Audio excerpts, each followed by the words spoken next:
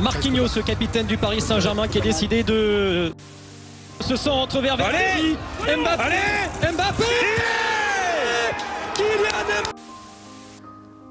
FC Barcelone, Paris Saint-Germain. 1-4. Les joueurs du PSG ont littéralement explosé le Barça en Ligue des Champions. Mais que s'est-il réellement passé dans la tête des joueurs du PSG? Est-ce que cette équipe a encore besoin d'un joueur comme Neymar? Et de l'autre côté, est-ce la fin du grand Lionel Messi? Tu vas le savoir maintenant en regardant ceci. Bon, je t'avoue que lorsque j'ai vu Neymar se blesser une semaine avant ce grand match, je m'étais dit que c'était mort pour le Paris Saint-Germain. Et en plus, le Barça avait l'air d'être en forme avec un grand Lionel Messi. Et là, tu te dis, ouais, mais le PSG, sans sa star, ne peut pas remporter ce match.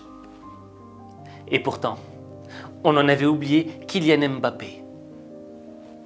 Et dans le fond, quand on y pense, on prend conscience que, à force d'avoir les yeux rivés sur Neymar, on en a oublié que c'était pas un seul joueur de foot qui faisait gagner un match, mais toute une équipe. Et ce qui était assez impressionnant, c'est que Kylian Mbappé est un joueur de très grand talent, d'extrême grand talent.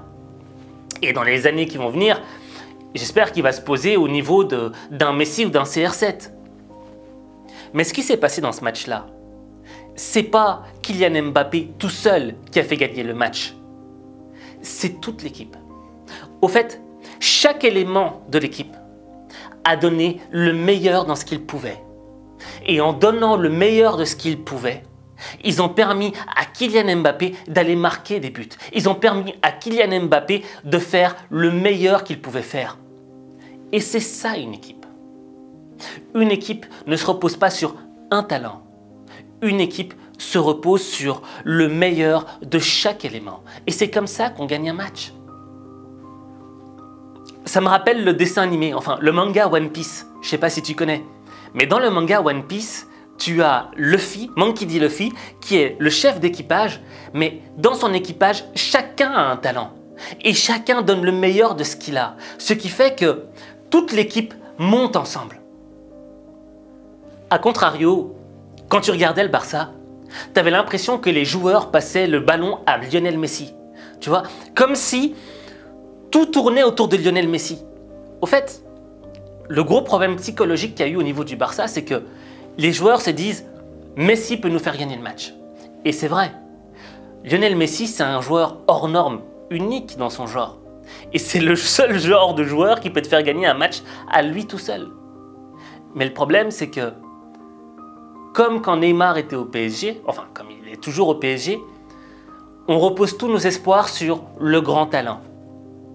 Or, la somme des différents talents est plus forte que le meilleur joueur du monde. Et ça, c'est une vraie leçon de vie. Parce que si on le transpose à la vraie vie, dans nos vies, dans nos quotidiens, tu vas prendre conscience que si tu es juste avec un gars qui est censé être le meilleur, mais qui est égoïste dans son domaine, qui veut briller seul, tu n'évolueras pas. Tu resteras toujours un pas en dessous. Donc l'idée c'est quoi? C'est de traîner avec des gens qui, certes, aujourd'hui ne sont peut-être pas les meilleurs du monde, mais de traîner avec des gens qui donnent le meilleur de ce qu'ils ont. Et le fait qu'ils donnent le meilleur rejaillit sur nous pour nous pousser à grandir et à nous aussi donner le meilleur de ce qu'on a. C'est parce que c'est en donnant le meilleur de ce qu'on a qu'on devient les meilleurs. Le deuxième élément qui est extrêmement important, c'est l'attitude. Tu as senti que les joueurs du PSG, lorsqu'ils sont arrivés chez le Barça, ils n'ont pas été habités par la peur. Ils ne se sont pas sentis petits. Et ça, c'est extrêmement important. Parce que lorsqu'ils ont encaissé leur premier but sur un penalty de Lionel Messi, ils auraient pu se dire « c'est terminé pour nous, le Barça est trop fort et ils sont chauds ». Non. Quand la vie te met un coup, l'idée, c'est pas de te baisser et de te dire « c'est bon, j'ai reçu le coup et j'ai mal et je recule ». Non, c'est de continuer d'aller de l'avant, comme le disait Rocky Balboa. Tu me croiras peut-être pas, mais tu as tenu dans cette malle. En te tenant comme ça, je disais à ta mère, ce gamin-là, ce sera le meilleur du monde. Je disais, ce gamin-là, il sera mieux que n'importe qui d'autre. Et t'es devenu le plus beau, t'étais une merveille. C'était super de te regarder grandir, chaque jour c'était un privilège. Et quand l'heure est venue pour toi de te prendre en main, d'affronter le monde, tu l'as fait. Et quelque part, en cours de route, t'as changé. Et je t'ai plus reconnu. T'as permis à des gens de venir te gueuler à la figure et te dire que t'étais nul. Puis quand ça a été trop dur, tu t'es trouvé un responsable, une ombre qui t'empêchait d'éclore. Et je vais te dire un truc que tu sais déjà. Le soleil, les arcs-en-ciel, c'est pas le monde. Il y a de vraies tempêtes, de lourdes épreuves, aussi grand et fort que tu sois, la vie te mettra à genoux et te laissera comme ça en permanence si tu la laisses faire. Toi, moi, n'importe qui. Personne ne frappe aussi fort que la vie. C'est pas d'être un bon cogneur qui compte. L'important, c'est de se faire cogner et d'aller quand même de l'avant. C'est de pouvoir encaisser sans jamais flancher. C'est comme ça qu'on gagne.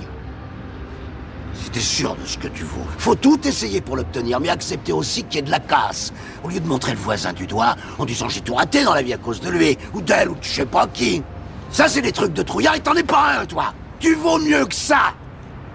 Donc, quand la vie te met des coups, l'essentiel c'est d'aller de l'avant.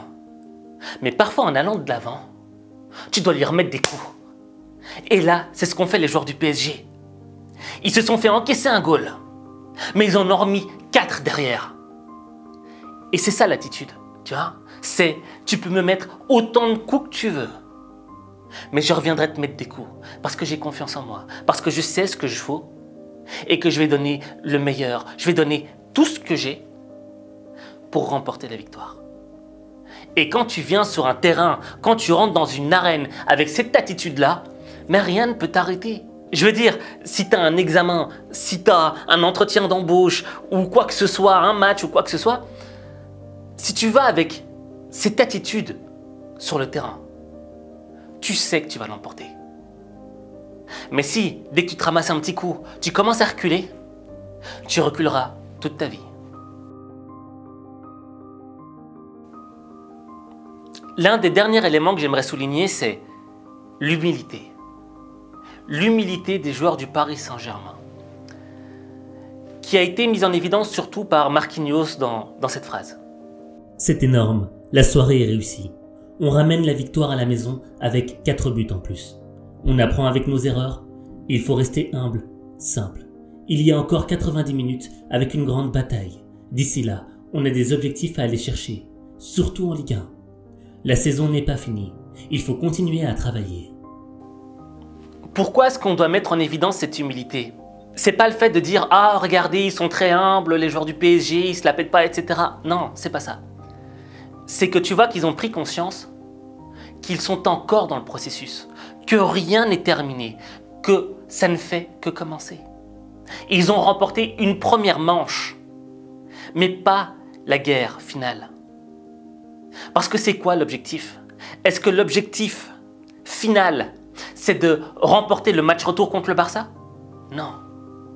L'objectif final, c'est de remporter la Ligue des Champions. Et quand tu prends conscience que l'objectif final est encore loin, tu te tais, tu fais preuve d'humilité et tu continues d'avancer pas à pas. Et tu fais en sorte que ton prochain pas soit aussi fort que le précédent. Et là, tu le ressens. Là, ils sont dans la mentale, dans l'attitude des vainqueurs. Maintenant, j'ai une question à te poser. Et c'est un petit peu complexe pour moi. Tu vois, on a vu que les joueurs du Barça se reposaient sur Lionel Messi pour remporter la victoire. Ça n'a pas marché.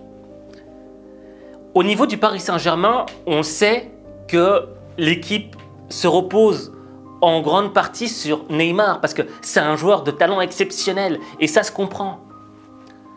Mais est-ce que selon toi, le Paris Saint-Germain aurait remporté cette grande victoire si Neymar était dans l'équipe, si Neymar était dans le jeu? Est-ce que tu penses que ce n'est pas la fin des joueurs talentueux qui font gagner l'équipe à eux tout seuls, comme Lionel Messi ou Neymar? Est-ce qu'on doit repenser le football comme Liverpool, tu vois, qui se repose sur plusieurs talents individuels et non pas sur un seul joueur? Quel est ton avis? Cela m'intéresse. Et sur ce, on se retrouve pour le match retour.